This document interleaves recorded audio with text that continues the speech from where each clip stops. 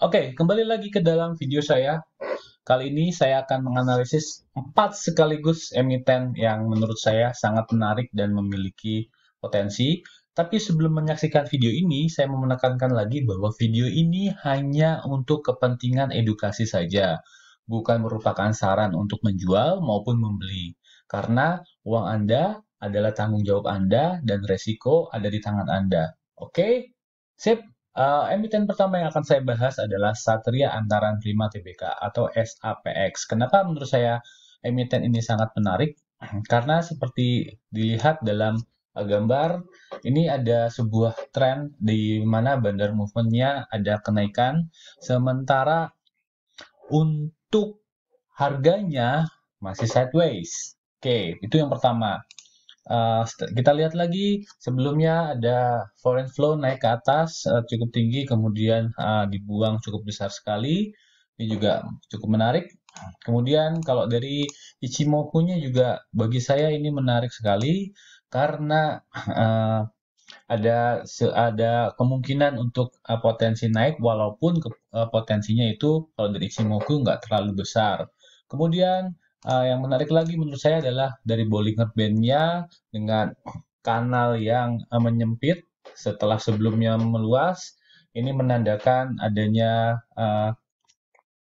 potensi di situ. Kalau dari MA Cross-nya tidak kelihatan karena MA5-nya masih di bawah. Tandanya trennya belum mulai. Nah, ini yang menarik. Kemudian juga dari volumenya juga masih belum besar, dari akumulasi distribusinya juga belum kelihatan. Kemudian dari frekuensi analyzer-nya, ini bagi saya menarik karena di sini kita bisa melihat adanya suatu pergerakan yang cukup menarik.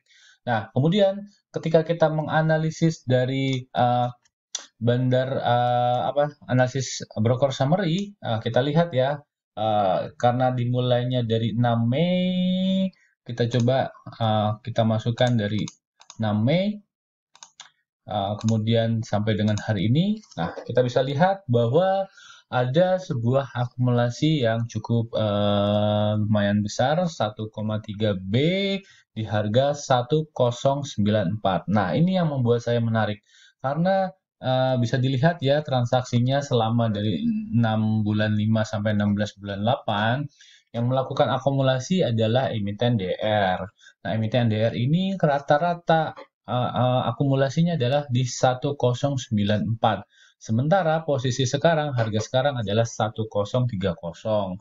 Berarti dengan kata lain, posisi dari DR ini floating loss, tapi nggak begitu besar. Nah, kalau misalkan kita lihat yang lain juga yang mengakumulasi, nilainya juga nggak terlalu besar. Kemudian dari sell, ini ada CCPDYP, juga masih kelihatan ya perbedaannya cukup besar di DR. Jadi, ketika saya tertarik dengan SAPX ini, maka yang saya perhatikan adalah emiten DR. Oke, sekarang kita beralih ke emiten selanjutnya, ada PT PP Property Tbk. Kenapa bagi saya emiten ini menarik? Karena bisa dilihat sendiri ya, secara bonder movement terjadi kenaikan yang sangat luar biasa dan belum turun lagi. Oke, naik dari sini dari 29 April sampai dengan sekarang, bandarnya belum keluar, masih mengakumulasi, masih ada di dalam. Kemudian kalau kita lihat dari foreign flow-nya juga cukup menarik karena di tanggal 17 Juni ada kenaikan dan sampai sekarang belum turun.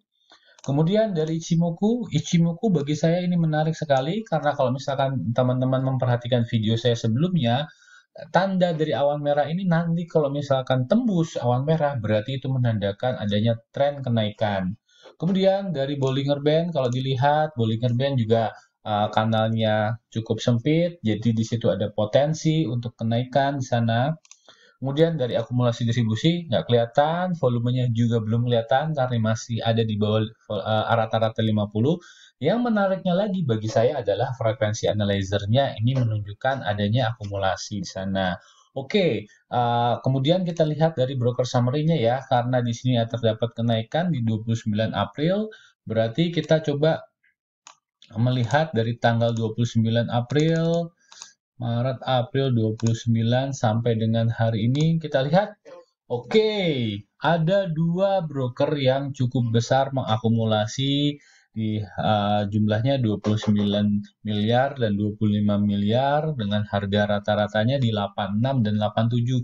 Inilah yang lagi-lagi membuat emiten ini menarik bagi saya karena average-nya masih di atas. Dengan kata lain, posisi mereka masih floating loss ya.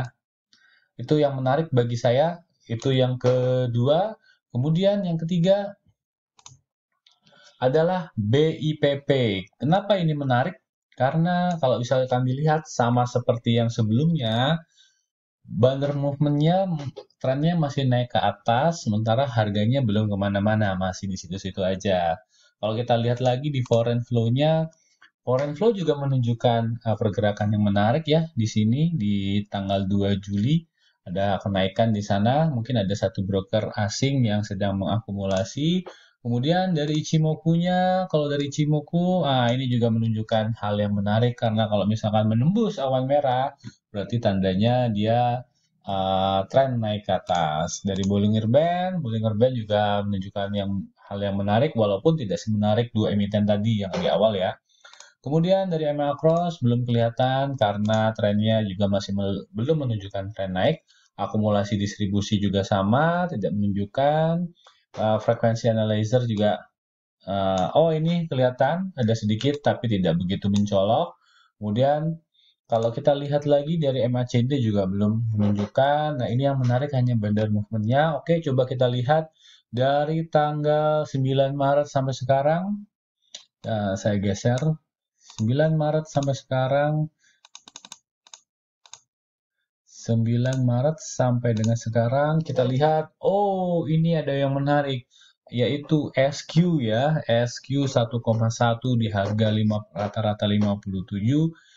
Tandanya juga masih posisinya masih floating loss, kemungkinan ada peluang di sana ya. 57 floating loss ada satu, tapi saya yakin sebenarnya kalau ingin menggerakkan nggak bisa sendirian ini, harus ada 2, 3 atau 4 broker yang harus bekerja sama di dalamnya sehingga harganya bisa naik. Tapi jangan lupa juga ada NI di sini yang membuang barang cukup besar. Kita mesti curiga apakah uh, NI ini adalah the real dari bandar sesungguhnya ya.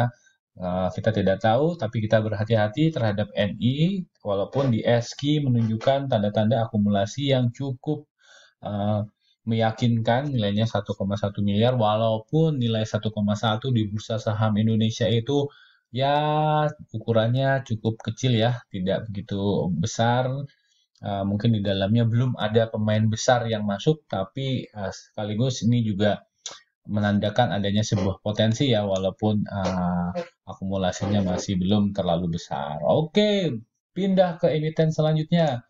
Kita lihat lagi, ini yang menarik lagi bagi saya adalah Mahkota Group Tbk MGRO. Oke, kita lihat di sini ya. Nah, kalau dilihat dari Bandar Movement Overlay-nya, ini menunjukkan hal yang menarik sekali, teman-teman. Jadi ada kenaikan yang cukup tinggi di daerah sini ya. Ini kemungkinan uh, akumulasinya di sini, tapi dia belum keluar-keluar nih. Walaupun harganya cukup terus menurun ya, terus menurun. Kemudian kalau dilihat lagi dari foreign-nya juga menunjukkan hal yang serupa. Jadi menurut saya di 2 hari itu ada broker lokal dan broker asing yang mengakumulasi. Walaupun broker asingnya pada hari-hari berikutnya dia melepas barang, tapi belum semuanya dijual, dilepas. Karena di sini lihat posisinya tidak balik lagi ke semula, masih ada sisanya dan di hari berikutnya dicoba akumulasi dan sampai sekarang ini belum kembali ke posisi awal yaitu pada tanggal 12 April. Oke, berarti sisa barangnya masih ada. Kemudian dari Ichimoku kita lihat. Ini yang paling saya suka.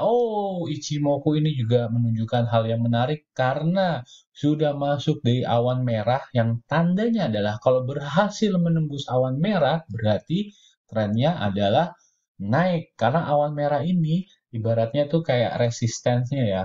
Kalau misalkan dia tidak berhasil menembus awan merah, berarti ya trennya akan terus turun menurun. Makanya perlu kita pantau dulu apakah ini bisa sanggup untuk menembus awan merah.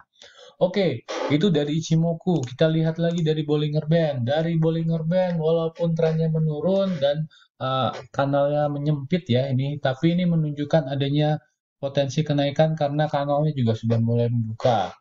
Oke, dari makro saya yakin ini sudah ada signal ya, di sini sudah ada sinyal ya. MA5-nya sudah di atas MA50.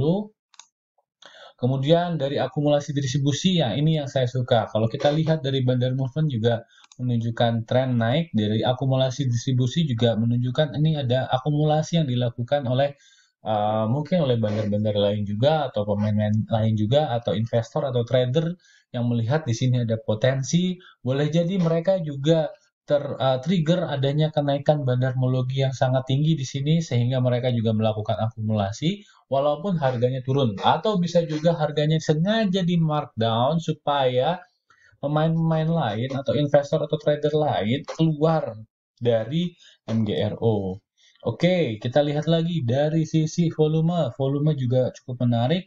Dari sisi frekuensi analyzer, bagi saya ini menarik karena menandakan adanya uang-uang yang masuk ke dalam.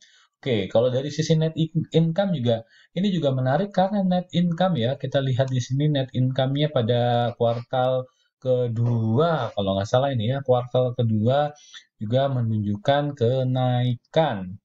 Oke, kenaikan. Nah, biasanya kalau emiten ini uh, net income-nya naik, ini akan memancing para investor untuk masuk ke dalam. Tapi kita nggak ngecek apakah valuasinya sudah mahal atau tidak. Kita hanya melihat dari indikator-indikator yang biasa saya gunakan untuk menganalisis. Oke, pertanyaannya adalah, ini sudah 4 ya, 4 emiten. Oh ya, MGRO belum dianalisis ini ya. Kita lihat dari 12 April sampai dengan saat ini, siapakah emiten broker yang perlu kita perhatikan untuk bisa kita mengetahui bahwa ini adalah oke, bisa terlihat dengan jelas ya teman-teman ya. GRCCYB, waspadalah, waspadalah, 3 emiten ini yang paling potensial untuk menjadi market maker pada emiten MGRO. Nah, kita lihat ini sangat menarik sekali teman-teman. Jadi GR itu average-nya ada di 468, sementara CC 604 dan YB 737. Dengan kata lain, sebenarnya GR pada saat ini posisinya masih dalam keadaan floating profit. Sama juga CC juga floating profit, sementara YB 737 masih ada di atas. Dengan kata lain, posisinya masih floating loss. Tapi jangan khawatir, kalau misalkan masih floating loss, di setiap trading pasti pemilik uang nggak mau kan kalau misalkan dia keluar dalam posisi loss. Nah, ini berarti ada potensi kenaikan di sini, tapi saya tidak tahu karena juga boleh jadi akan dibawa turun terus menyelam sehingga teman-teman merasakan juga floating loss yang mungkin boleh jadi sangat besar sekali. Nah, pertanyaannya sekarang adalah emiten mana yang akan naik duluan dan emiten mana yang kenaikannya cukup besar di antara 4 emiten tadi ya. Apakah MGRO, apakah BIPP, apakah PPRO, atau SAPX emitennya. Oh iya, jangan lupa teman-teman perhatikan juga likuiditasnya ya, jangan sampai nanti bisa masuk tapi nggak bisa keluar. Tapi kembali lagi, resiko ada di teman-teman sendiri. Ini cuma edukasi saja, analisa saya terhadap 4 emiten ini. Ya, balik lagi pertanyaannya, emiten mana yang kenaikannya paling besar atau emiten mana yang lebih dulu naik dibandingkan 3 emiten yang lain? Oke, terima kasih. Sekian video dari saya. Jangan lupa subscribe, kunjungi video-video yang saya yang lain, kemudian cermati analisisnya, beri komentar, feedback pada video saya. Oke, terima kasih. Selamat malam. Sampai ketemu lagi.